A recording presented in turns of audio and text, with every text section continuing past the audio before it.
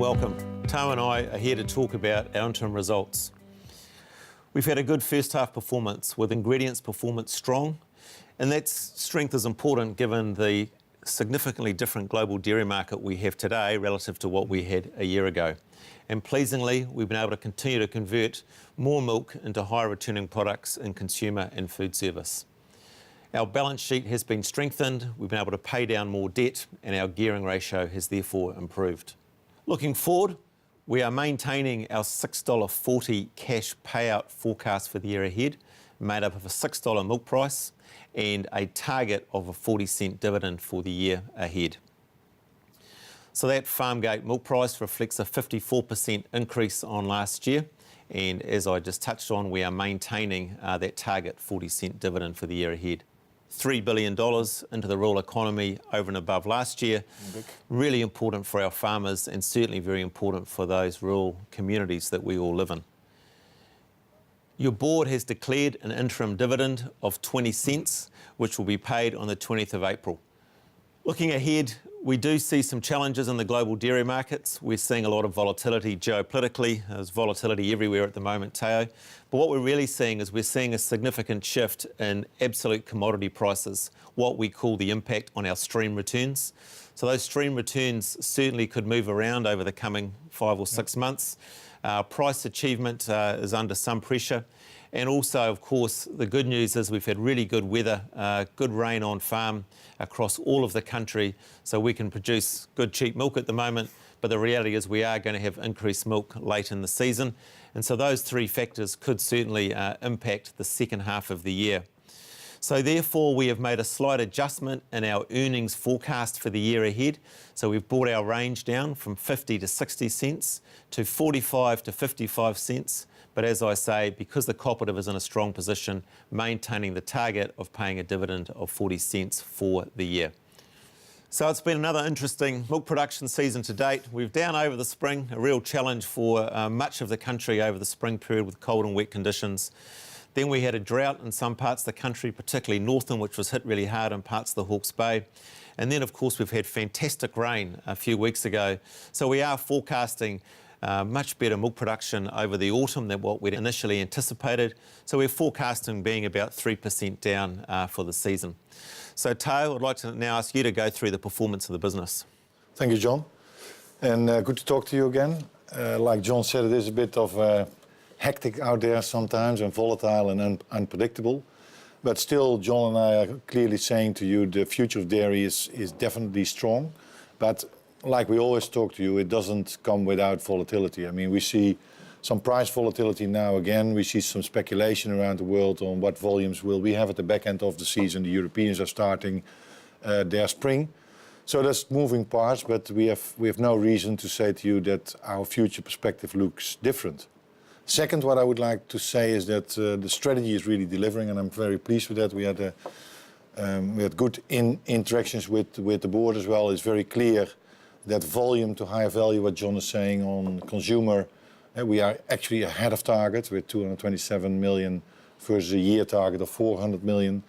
So the ingredient business is performing actually quite well, but in our strategy. But lower volumes have their effect, and that's lower volumes in the first half. Now in the second half, what John is saying, we're expecting or unexpected higher volumes. So, but we are on strategy, and that strategy is really our pathway to the future. And that's what we're building on.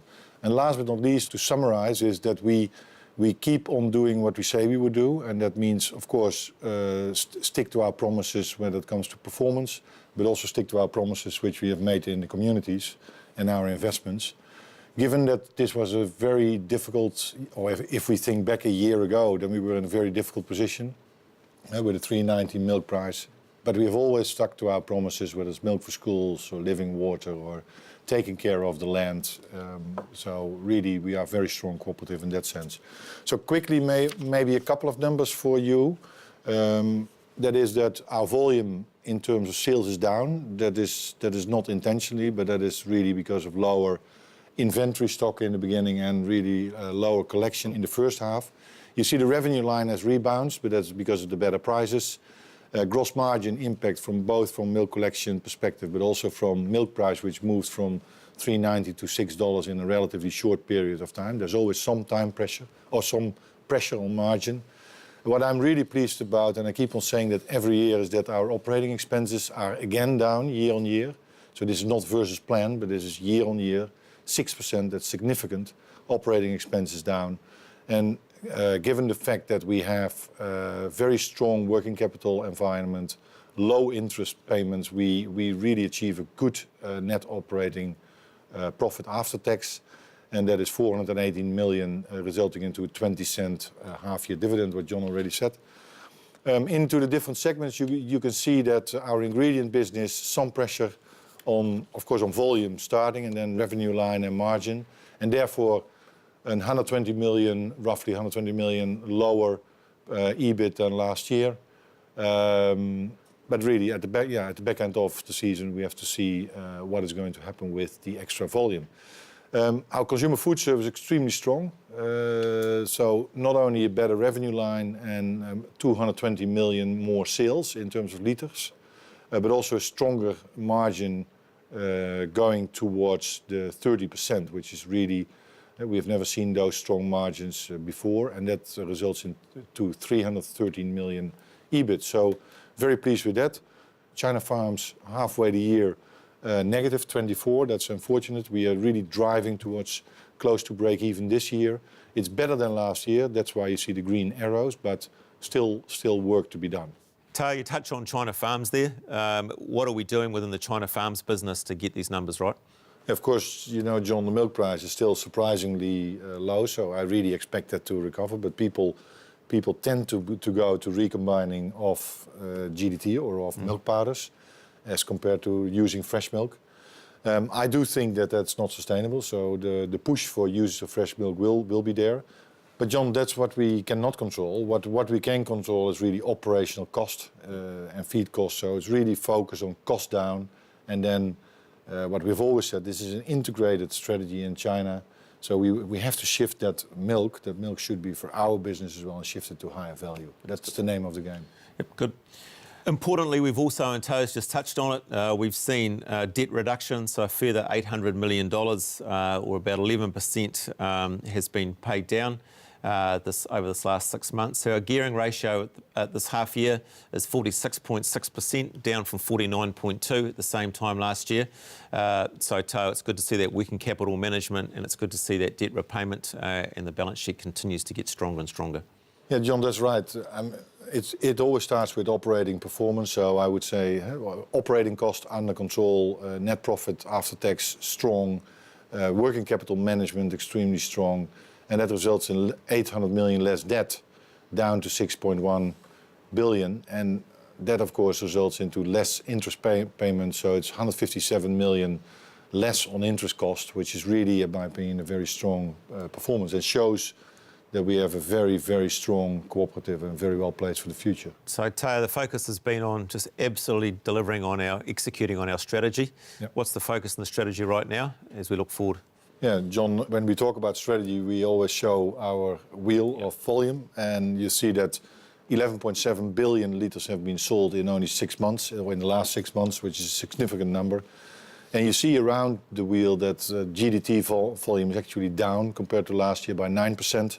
Our ingredients business also down by 11%. We show that in a yellow arrow because I think if we would have had more volume, that would have resulted into more revenue line and more gross margin. But some of the volume, of course, is helping that we didn't have to sell that, but some of the volume in ingredients we would like to sell.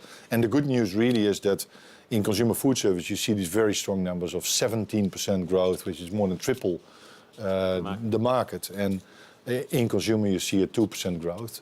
Yeah? So that's in line with the market. So really strong performance all across. But for ingredients, we have to see what the second half of the year brings. So look, a good first half year.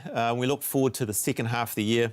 Our forecast, as I touched on, we are holding the milk price forecast at $6 and a forecast dividend of 40 cents, or a target dividend of 40 cents, to make a cash payout forecast at $6.40.